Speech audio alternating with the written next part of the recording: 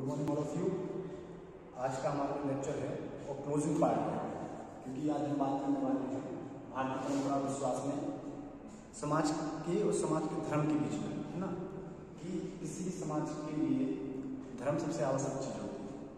चाहे उसका व्यक्तिगत कुछ धर्म का असर मेरा ड्यूटी से है ना, और ड्यूटी का असर उसको कर्तव्य से समझ। तो जो विभिन्न धर्म क्रियाएं आई हैं वो एक संगठनात्मक तरीके से समाज को एक धागा में पिरोने का काम कर रही है ना।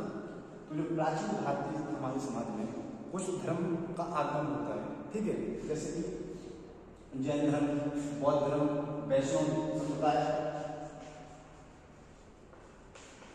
शैव संप्रदाय और तांत्रिक संप्रदाय, ठीक है, और इसके अलग अलग अपने फॉलोअर रहे है ना।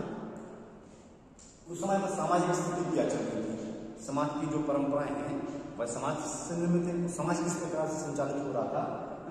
सबसे पहले यहाँ पर हम बात करेंगे समाज की नए वर्गों के आगमन की। जैसे कि उस समय पे क्या है कि अंतरजातीय विवाह होने लग गए थे, लेकिन उसमें अंतरजातीय विवाह में भी कैटेगराइजेशन होने लग गया था। जैसे कि ब्राह्मण, क्षत्रिय, वैश्य, शूद्र, इस प्रकार से क्लासिफिकेशन होने लग गया था। एक वर्ग क्या है, कास्ट वर्ग। यह वर्ग आज अपन सुनने को मिलता है, ये मिक्स श्रेणी में आता है। जैसे कि सपोज करिए कि उच्च वर्ण के पिता और निम्न वर्ग की माता के संयोग से जो उत्पत्ति होती है उसको क्या बोलते हैं, फिफ्थ कैटेगरी में डाल दिया गया। 4 वर्ण हुआ करते थे, ब्राह्मण, वैश्य, क्षत्रिय, शूद्र, है ना। तो उस 4 वर्ण में से 5वां वर्ण इसको बनाया गया, ये कायस्थ वर्ण है, इसको बोलते थे मिश्रित श्रेणी। ये समाज में मतलब चल रहा है, उसको समाज में मतलब डायरेक्टली स्वीकार भी नहीं किया और डायरेक्टली मना भी नहीं किया, मतलब समाज में वह हिस्सा बने हुए हैं और समाज में अपनी जो भी भूमिका है वह अदा कर रहे हैं। अभी उनका काम क्या था, कायस्थ का लिखाई पढ़ाई करने का, मुंशीगिरी करने का। ये वर्ग आकर समाज में एक व्यवस्थित जो लेखा जोखा होता है, ब्यौरा तैयार करना होता है, वह काम इसको करने के लिए ये वर्ग सबसे सुटेबल था। सबसे ज्यादा आपको आज भी अगर क्लरिकल स्टाफ में और बाबू स्टाफ में या मतलब और भी जगह पर मिलेगा तो ये वर्ड सबसे ज्यादा मिलेगा, क्योंकि इनका काम ही होता है लिखा पढ़ी, अकाउंट्स तैयार करना, ठीक है, डॉक्यूमेंट्स वगैरह बना के रखना, पूरा पुस्तक तैयार करना, ये सारे काम इन वर्ड के अंडर में आए। मतलब मेरे कहने का ऐसा है कि यहाँ पर क्लासिफिकेशन ऑफ वर्क एक अलग तरीके से दिखाई पड़ रहा है। उसमें भी मतलब सोफिस्टिकेशन आ रहा है ना, उसमें भी एक अलग से क्या बोलती है टच आ रहा है कि भाई अब ये वर्ग सब यही काम करेगा, बुनकर है तो बुनाई काम करेगा, चर्मकार है तो वो जूते मोची का काम करेगा, है ना।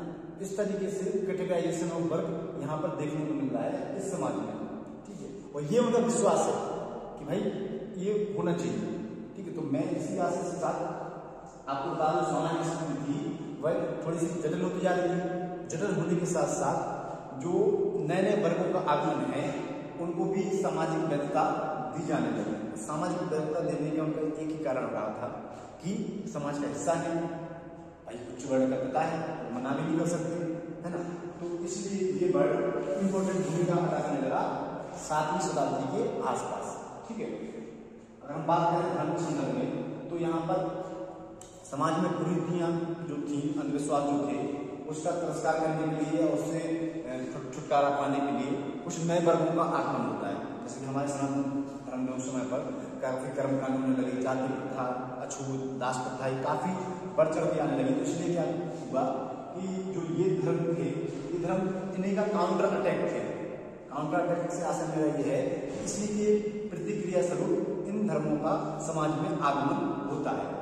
समाज में आगमन होने के बाद यहाँ पर जो उनके फॉलोअर्स हैं बड़ी तादाद में जुड़ना शुरू हो जाते हैं, है ना। तो जैन और बौद्ध धर्म ये दोनों ही मतलब व्यक्तिगत धर्म है, 2 व्यक्तियों द्वारा अलग अलग, ठीक है। उन्होंने ज्ञान प्राप्त किया, शिक्षा प्राप्त की, उपदेश दिए, उनको फॉलोअर्स बने, और फॉलोअर्स धीरे धीरे उनकी जो उनके ज्ञान थे उसको विस्तृत करने लग गए, और विस्तृत करने के साथ साथ उसको एक अलग भूमिका अदा करना शुरू कर दिया। जैसे कि अगर हम जैन धर्म के संदर्भ में बात करें तो जैन धर्म महावीर स्वामी थे, उन्होंने अपनी शिक्षाओं का, अपनी टीकाओं का संकलन किया, है ना, और संकलन करने के साथ साथ उन्होंने लोगों को भी उपदेश दिए, और जो उनके फॉलोअर्स थे आज भी बहुत बड़ी मात्रा में फॉलोअर्स हैं, और बहुत ही जो मतलब दान दक्षिणा इत्यादि जो कार्य करते हैं हमारे जैन समुदाय में बहुत ही अच्छी तरीके से देखने को मिल जाता है ना। ये जो कम्युनिटी है मेरी पर विश्वास करती है, व्यापारी वर्ग है, ठीक है, और शाकाहारी वर्ग है ज़्यादातर, है ना, और ईश्वर में आस्था रखता है, मतलब अपने जो ईश्वर है, ठीक है, और इनकी जो फिलॉसफी है वो रियलिस्टिक वर्ल्ड है, मतलब कर्म पर विश्वास करना, है ना। ये कोई सुपरस्टिशन नहीं कर रहे हैं, कोई हवन कीर्तन, ये नहीं, सिर्फ अपने कर्म पर विश्वास रखिए और अपना क्या बोलते हैं जो आपका रिजल्ट है उसको प्राप्त करिए।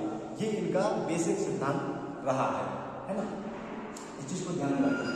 हम बौद्ध धर्म की बात करें तो दैट्स क्वाइट फिलॉसफिकल, ठीक है, जैसे कि यहाँ पर अहिंसा को ज्यादा महत्व दिया जा रहा है, ठीक है, अगले धर्म की निंदा की जाती है। जैन और बौद्ध धर्म की बात की जाए तो जैन धर्म में मतलब हिंदू गुरुतियों का इतना विरोध नहीं किया जा रहा है, लेकिन बौद्ध धर्म में विरोध किया जा रहा है कि भाई ऐसा नहीं है, गलत चीज है। और ज्यादातर हम देखें जो अछूत और जो शोषित वर्ग था, है ना, वह बौद्ध धर्म का ज्यादा सफल वर्ग बना।